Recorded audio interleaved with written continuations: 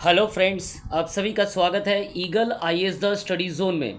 साथियों, UPSC CSC mains के तहत पीवाईक्यू डिस्कशन की एक श्रृंखला प्रारंभ किया गया है, जिसके तहत इतिहास और भारतीय विरासत एवं संस्कृति का पीवाईक्यू डिस्कशन किया जा रहा है। इससे पूर्व 2022 से लेकर 2024 अर्थात 3 वर्षों का जो है पीवाईक्यू डिस्कशन किया गया है, और आज का जो पीवाईक्यू डिस्कशन है वो 2 वर्षों का लिया गया है। 2018 और 2019 के प्रश्नों को लिया गया है। याद रखिएगा, जो वर्ष भी छूट रहे हैं उनको भी जो है धीरे धीरे अपलोड कर दिया जाएगा। तो आज भी टॉपिक क्या है? आज का भी टॉपिक वही है, 150 शब्द और 10 मार्क्स के प्रश्नों को लेकर के क्या करेंगे, डिस्कशन करेंगे और देखेंगे कि इन प्रश्नों को किस प्रकार से राइटिंग किया जाए ताकि जो है अधिक से अधिक नंबर प्राप्त किया जा सके। तो चलिए एक बार फिर से हमारे channel eagle IAS the study zone में आप सभी का स्वागत है। यहाँ यूपीएससी सीएससी मेंस को लेकर के जो है क्या वीडियोस दिया जा रहा है, और विषय क्या है? विषय है जनरल स्टडीज़, और इसके तहत जो है इतिहास एवं भारतीय विरासत एवं संस्कृति के पीवाई को डिस्कस किया जा रहा है। आगे भारतीय इतिहास को लेकर के जो है और भी कई वीडियोस जो है दिए जाएंगे। चलिए तो प्रारंभ करते हैं। तो सबसे पहला प्रश्न क्या है उसको ले लेते हैं। पहला जो प्रश्न है वो 2019 के पत्रों को ले लेंगे, सेम एज इट इज़ जैसा कि पैटर्न था यूपीएससी सीएससी मेंस का। 1 से जो 1 क्वेश्चन नंबर 1 से लेकर 10 तक जो है 150 शब्द 10 मार्क्स के होते हैं। उन्हीं प्रश्नों में से 3 प्रश्न जो है, केवल 3 प्रश्न जो है वो क्या है ना, हिस्ट्री से होते हैं और इंडियन हेरिटेज तथा कल्चर से होते हैं। अर्थात 2 प्रश्न यहाँ से और हिस्ट्री के, कभी हिस्ट्री के 2 प्रश्न, कल्चर के 1 प्रश्न, तो इस प्रकार इन दोनों को मिला करके रहता है। ठीक है, तो यही हमारा क्या है, मूल टॉपिक पॉइंट है। चलिए तो आज का प्रश्न क्या है? आज का प्रश्न है कि गांधार कला में मध्य एशियाई एवं यूनानी बैक्टीरियाई तत्वों को उजागर कीजिए।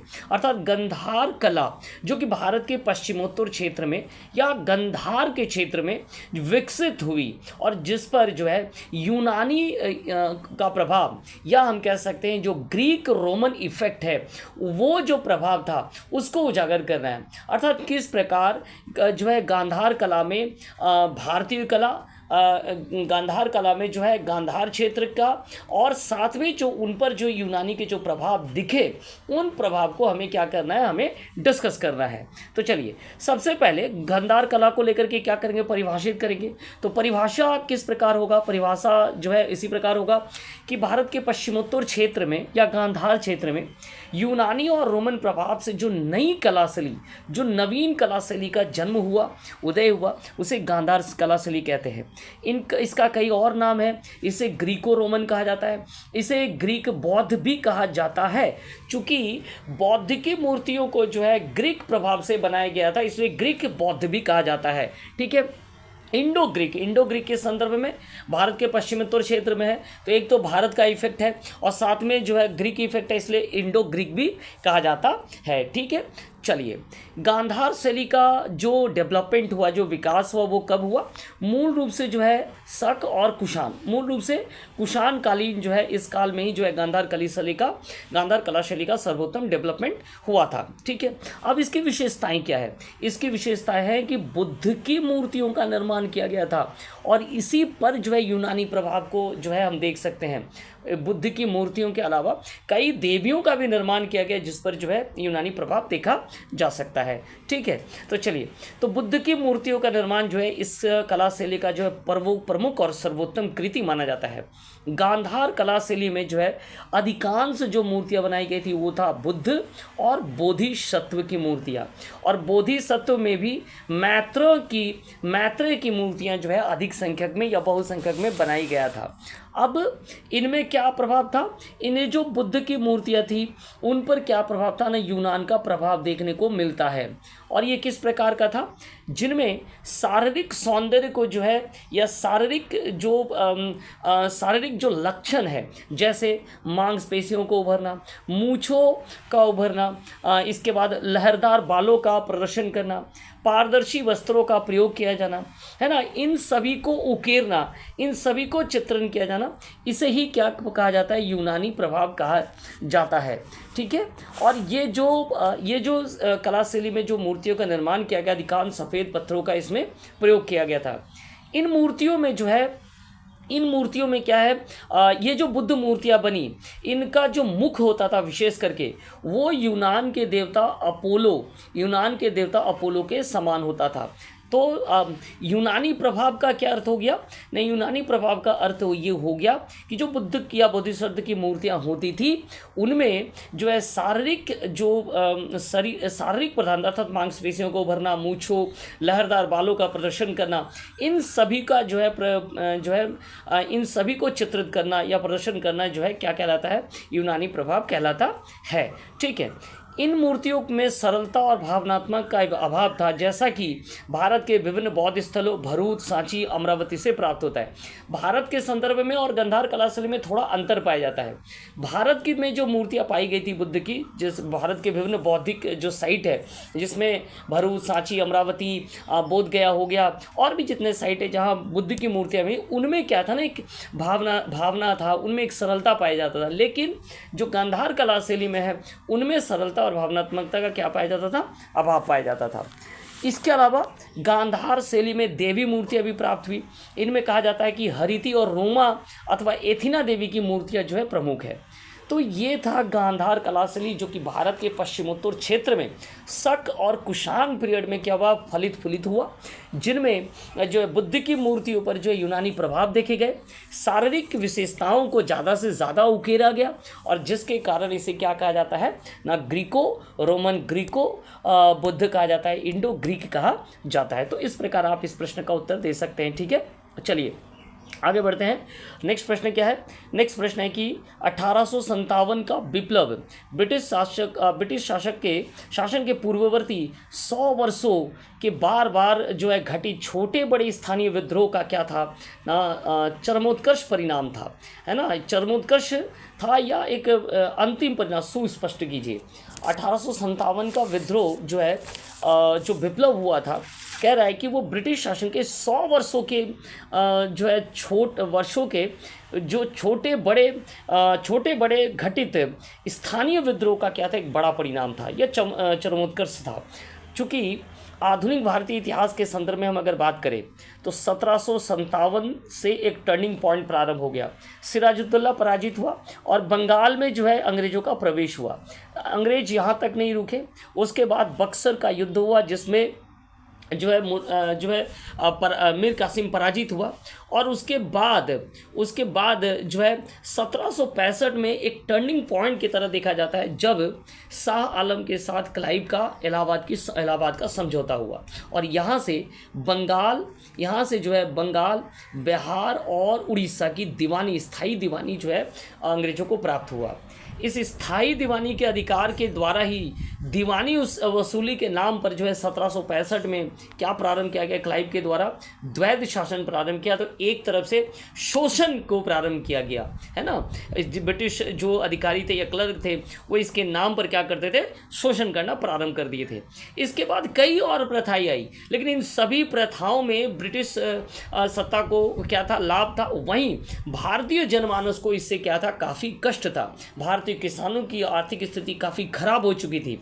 इनमें हम बात कर सकते हैं 1772 में इजारेदारी पर था, 1793 में कार्नवालिस का जो स्थायी बंदोबस्त है, और भी आप जोड़ सकते हैं माहौलवारी बंदोबस्त, रैयतवारी बंदोबस्त, अर्थात जो भूमिकर की नीतियाँ थी या जो कुछ भी नीतियाँ लागू की गई, उनका एक ही उद्देश्य था कि भारत में अधिक से अधिक जो है क्या करना है? लाभ कमाना है।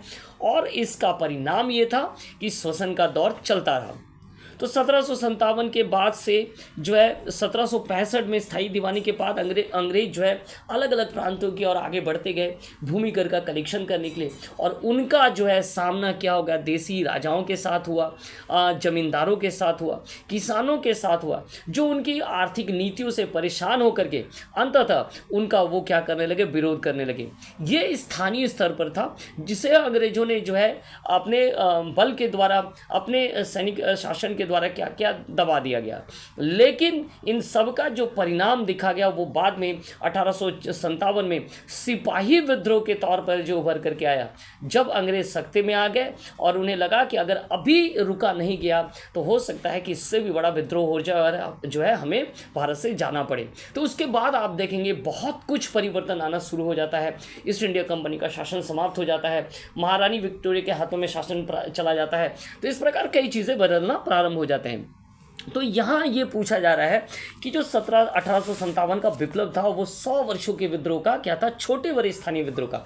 तो छोटे बड़े स्थानीय विद्रोह में कौन कौन से विद्रोह आएंगे? ये विद्रोह जो है अंग्रेजों के अशांति का क्या था ना, अशांति के कारण उत्पन्न हुआ था। और इस दौरान धार्मिक राजनीतिक विद्रोह हुए, किसानों का विद्रोह हुआ, कई क्षेत्रों में जो है जनजातीय विद्रोह हुए, छोटे बड़े जमींदार एवं देसी राजाएं भी इससे जुड़ गए, है ना। जो ब्रिटिश सत्ता से क्या थे, ब्रिटिश सत्ता से त्रस्त थे, आर्थिक रूप से जो उनकी कमर टूट चुकी थी, वे सभी जो है क्या करने लगे, अपने छोटे स्तर पर सही पर ब्रिटिश सत्ता का बराबर विरोध करना प्रारंभ कर दिया।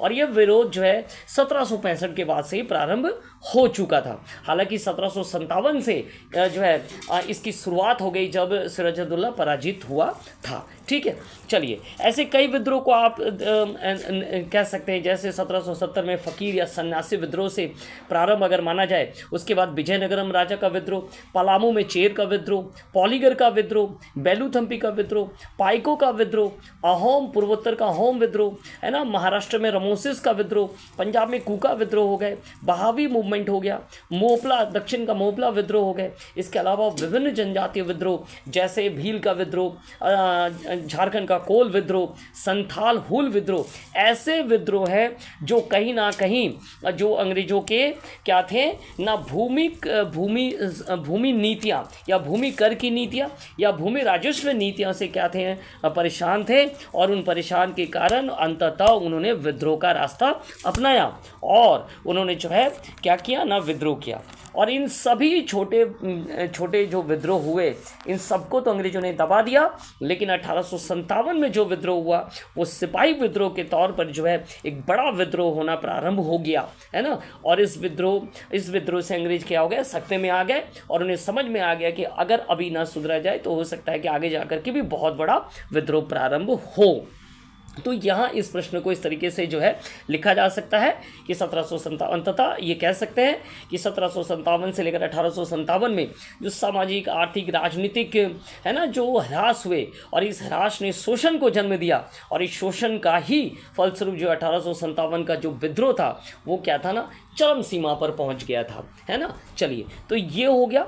अब नेक्स्ट प्रश्न क्या है? नेक्स्ट प्रश्न है कि 19वीं शताब्दी में भारतीय पुनर्जागरण और राष्ट्रीय पहचान, अर्थात जो 19वीं सदी में जो पुनर्जागरण हुआ हमारे भारत में और जो राष्ट्रीय पहचान बना, अर्थात राष्ट्रवाद की जो प्रारंभिक स्वरूप उदय हुआ। और इसी 19वीं सदी के पुनर्जागरण के फलस्वरूप कई ऐसे राष्ट्रीय व्यक्तित्व भी उभर करके आए जिन्होंने भारत में सामाजिक और धार्मिक सुधार आंदोलन के माध्यम से हमारे समाज में उपस्थित कुरीतियों को, हमारे समाज में उपस्थित अंधविश्वासों को, रूढ़ी को हटाने का प्रयास किया था। तो इनको लेकर के क्या करना है, डिस्कशन करना है। तो कैसे जो है इनको प्रारंभ किया जाएगा? सीधी सी बात है कि भारतीय समाज पर जो ब्रिटिश साम्राज्य का दो प्रभाव देखने को मिलता है, एक तो नकारात्मक और सकारात्मक। सकारात्मक को अधिक संदर्भ में नहीं लेंगे, नकारात्मकता ही ज़्यादा पाई जाती है। नकारात्मक प्रभाव जैसे ब्रिटिश सत्ता जैसे जैसे सर्वोच्चता को प्राप्त होने लगा, अर्थात देसी राजाओं को जैसे जैसे उन्होंने कब्जा करने लगे, उनकी शोषण नीतियाँ जो है क्या है, चरम सीमा पर पहुंच गई। आर्थिक, सामाजिक और राजनीतिक आधार पर जो है उन्होंने प्रहार करना प्रारंभ कर दिया। इस आर्थिक शोषण ने इसी आर्थिक शोषण का परिणाम क्या हो गया ना, किसान जो है सूदखोर महाजनखोरों के चंगुल में फंसते गए और समाज का और बुरा हाल हो गया। इस बुरे हाल के कारण जैसे जैसे गरीबी और पिछड़ापन में वृद्धि हुआ, अभाव अपने चरम सीमा पर पहुंच गया, और जिसके कारण जो है समाज में कुरीतियाँ, अंधविश्वास, भेदभाव जैसे जो है रूढ़ियों की क्या होने लगी, वृद्धि होने लगी। यहीं पर से है। और इसी स्थिति पर ही जो है एक परिवर्तन आया। और वो परिवर्तन क्या था? वो परिवर्तन था कि पश्चिमी संस्कृति का प्रभाव जो कि भारतीय समाज पर पड़ा। और इसके बाद जो है भारतीय समाज पर क्या है ना, एक सुधार आंदोलन प्रारंभ हो गया। इस सुधार आंदोलन का बीड़ा किन्होंने उठाया? उन शिक्षित व्यक्तियों ने उठाया जो कि पाश्चात्य संस्कृति से प्रभावित थे और पाश्चात्य संस्कृति के अच्छे दर्शनों को जो है भारतीय समाज पर क्या करना चाहते थे? लागू करना चाहते थे। और इसी क्रम में वे भारतीय समाज के कुरीतियों को, अंधविश्वासों को भारतीय समाज से हटाना चाहते थे। तो उसी समय काल को कहा जाता है 19वीं शताब्दी का पुनर्जागरण का काल। और इसके परिणाम स्वरूप सर्वप्रथम जो है बंगाल में नव जागरण प्रारंभ हुआ जो धीमे धीमे संपूर्ण देश में क्या हो गया? फैल गया। और इसने एक ऐसे वर्ग को जन्म दिया जो कि वैज्ञानिक दृष्टिकोण, तर्कवाद, मानवतावाद और नवीन अन्वेषण को क्या करता था? प्रमुखता प्रदान किया।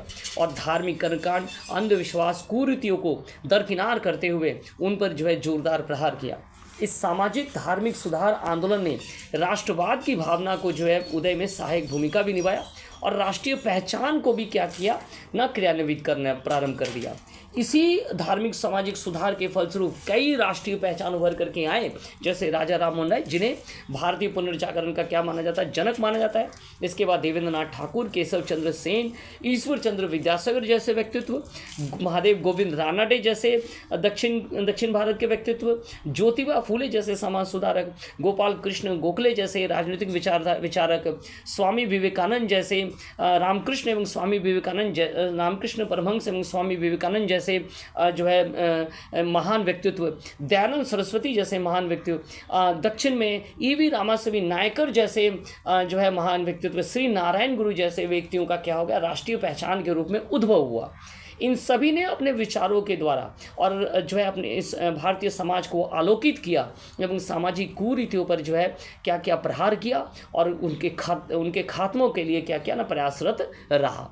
तो जो 19वीं शताब्दी का जो भारतीय पुनर्जागरण है, इसने ही राष्ट्रीय पहचान को क्या क्या उद्भव में एक लिंकेज, एक संलग्नता अर्थात एक कनेक्शन की तरह काम करना प्रारंभ किया। ना तो कुछ ये जो हमारे प्रबुद्ध व्यक्ति उभर करके आते, ना हमारे मन में जो है अपने समाज के प्रति गर्व की धारणा आती, या हमारे भारत के प्रति गर्व प्राउड जो फील है वो ना आता, ना ही हम क्या होते, ना धीरे धीरे सुधर पाते। तो भारतीय जो पुनर्जागरण हुआ उसने ही हमारे राष्ट्रीय पहचान की जो है आधार को निर्माण किया, राष्ट्रवाद के आधार को क्या किया? निर्माण किया था। ठीक है, तो इस प्रकार से प्रश्नों को लिखा जा सकता है। चलिए अब बात करेंगे 2018 के प्रश्नों को लेकर के। सेम प्रोसीड्यूर है ना, प्रोसीड्यूर सेम है। और यहाँ पर क्या कुछ प्रश्न पूछा गया है? यहाँ पूछा गया है कि भारतीय कला और विरासत के संरक्षण वर्तमान समय की आवश्यकता है। भारतीय कला और विरासत को हम संरक्षित क्यों करें? पहला प्रश्न तो ये है। तो कला और विरासत है क्या? कला और विरासत जो है हमारे प्राचीन काल के जो है ऐतिहासिक घटनाओं को, संस्कृतियों को, है ना, परंपराओं को क्या किया जाता है? सहेजा जाता है कला और विरासत के माध्यम से। ये कला और विरासत मूर्त और अमूर्त रूप में, विरासत के रूप में क्या किया जाता है? संरक्षित किया जाता है। अगर इन्हें संरक्षित ना किया जाए तो सीधी बात है कि हम अपने देश के इतिहास को जान नहीं पाएंगे, हम अपने पुरानी प्राचीन जो अमूल्य परंपराएं हैं उनको जान नहीं पाएंगे और उनसे अनभिज्ञ रहेंगे। तो इन प्राचीन परंपराओं को, संस्कृतियों को जो है जानने के लिए जो है क्या है, हमें जो है इस भारतीय कला का संरक्षण, भारतीय कला एवं विरासत का संरक्षण क्या है? वर्तमान समय की मांग है। अगर मान लीजिए कि वर्तमान समय में ये इनका लोप हो जाएगा, इन कलाओं का लोप हो जाएगा, इन विरासतों का लोप हो जाएगा, तो हम इतिहास से क्या हो जाएंगे? हट जाएंगे। इतिहास से हमारा कनेक्शन हट जाएगा। हमारा जो पूर्व में जो हमारा जो आधार स्तंभ था वो ही खत्म हो जाएगा। जिस प्रकार एक महल बनाने में जो सबसे प्रमुख आधार होता है, एक घर बनाने में जो सबसे प्रमुख आधार होता है, पत्थरों की जो आधार स्तंभ बनती है, उसके ऊपर पिलर का निर्माण होता है। अगर वो आधार ही ना रहे तो ऊपर के पिलर का कोई महत्व नहीं है। तो हमारी जो परंपराएं हैं, हमारे जो कलाएं हैं, जो परंपरागत हमारी क्या थे, विचार थे, या जो ऐतिहासिक घटनाएं हैं, वो जो है क्या है ना, हमारे प्राचीन विरासत के रूप में संरक्षित है। इन प्राचीन विरासतों पर जो है कौन कौन सी समस्याएं हैं। चूँकि आज जो है डेवलपमेंट का दौर चल रहा है, इस डेवलपमेंट के दौर पर सबसे ज़्यादा प्रहार जो है इन्हीं पर होता है और कहीं ना कहीं ये लोप हो जाते हैं और इन्हीं कारणों से इनका क्या है संरक्षण बहुत आवश्यक हो जाता है। ठीक है, तो ये कुछ ज़रूरी पॉइंट्स है जिसे आप लिख सकते हैं। भारत एक समृद्ध विरासत वाला देश है और विरासत हमारे देश के क्या थे ना, उस समय काल के तत्कालीन समय के जो है राजनीतिक, सामाजिक, धार्मिक और कला संस्कृति के इतिहास का क्या एक बहुत बड़ा स्रोत भी होता है ना। तो इसका संरक्षण क्या होता है, बहुत ही आवश्यक होता है। तो ये सीधी सी बात है, जब हम किसी विरासत का भ्रमण कर रहे हैं तो हम उस समय काल के तत्कालीन जो है राजनीतिक व्यवस्था के बारे में भी जानकारी ले रहे हैं, उस समय की धार्मिकता के बारे में भी जानकारी ले रहे हैं, उसकी ऐतिहासिकता को लेकर के काम कर रहे हैं, उसकी सामाजिकता को लेकर के काम कर रहे हैं, साथ में किसी कला को अगर देख रहे हैं तो ये भी सोच रहे हैं कि क्या कुछ रहा होगा जिसके कारण इस कला का डेवलपमेंट हुआ जो आज के दौर में हम देख रहे हैं। तो इन कलाओं को सहेजने का सिर्फ सहेजने और संरक्षण देने का अर्थ होता है कि अपने प्राचीन जो समृद्ध कलाएं और संस्कृति है उनको जो है उनसे जुड़ना, उनके बारे में जानकारी रखना और फिर जो है अर्थात अपने आधार को हमेशा बनाए रखना। ठीक है, चलिए नेक्स्ट प्रश्न क्या है। नेक्स्ट प्रश्न देखते हैं क्या कुछ है। नेक्स्ट प्रश्न है कि भारतीय इतिहास की पुनर्संरचना में चीनी और अरब यात्रियों के विवरणों के महत्व, अरब यात्रियों के वृत्तांतों के महत्व का आकलन कीजिए। पहला बात है कि भारतीय इतिहास का जो लेखन है वो मुख्य रूप से 3 स्रोतों पर आधारित है। तो पहला क्या है, पहला तो हो गया इंस्क्रिप्शन, अभिलेख। मूल रूप से अशोक के अभिलेख से इसे हम प्रारंभ कर सकते हैं। बाद के सभी कई शासकों ने अभिलेखों का सहारा लिया और अपने राज्य की घटनाओं को, प्रमुख घटनाओं को उकेरा। तो ये जो है अभिलेखों के माध्यम से जो है क्या है, हम इतिहास को सहेज रहे हैं, लिख रहे हैं। इसके अलावा जो साहित्यिक स्रोत हुए, उस काल में जो साहित्यिक प्रगतियाँ हुई, उनको से भी हम क्या लिखते हैं, अपने इतिहास का निर्माण करते हैं। इसके अलावा जो तीसरा बहुत बड़ा स्रोत है वह है विदेशी यात्री। और इन विदेशी यात्रियों में हम किन्हें रख सकते हैं, यूनानियों को रख सकते हैं, अरब यात्रियों को रख सकते हैं, चीनी यात्रियों को रख सकते हैं, है ना। और जो यूरोपियन यात्री आए आधुनिक भारत में उनको भी उनके लेखन से जो है हम क्या करते हैं ना, हमारे इतिहास का लेखन किया गया था या लेखन किया जाता है।